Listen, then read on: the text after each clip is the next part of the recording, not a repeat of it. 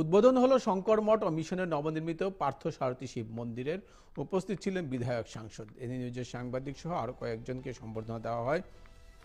বৈদিক মন্ত্রপাঠ ও অখণ্ড প্রদীপ প্রজ্বলনের মাধ্যমে আন্তর্জাতিক গীতা প্রচার সংস্থা শঙ্কর মঠ ও মিশনের অধ্যক্ষ শ্রীমৎ স্বামী তপনানন্দ গিরি মহারাজের হাত দিয়ে শিলচর সোনাই রোডের মহাপ্রভু সহনিস্থিত বহু প্রতীক্ষিত শিলচর শঙ্কর মঠ ও মিশনের নবনির্মিত পার্থসারথী শিব মন্দিরের শুভ উদ্বোধন হয়েছে। উপস্থিত ছিলেন দেশ বিদেশ থেকে আগত সাধু সন্ত, সঙ্গে উপস্থিত ছিলেন শিলচরের বিধায়ক দীপায়ন চক্রবর্তী, শিলচরের সাংসদ পরিমল শুক্লবৈদ্য। বিশ্ব শান্তি, গীতাযজ্ঞ ও সনাতন ধর্ম সম্বন্ধে বক্তব্য রাখেন শঙ্কর মঠ ও মিশনের কর্মাধ্যক্ষ শ্রীমৎ বিজয়ানন্দ ব্রহ্মচারী মহারাজ। সেখানে দেখা গেছে কবি, সাংবাদিক অতীন দাস সহ দেশ বিদেশের সাধু মহারাজেরাও সেখানে উপস্থিত।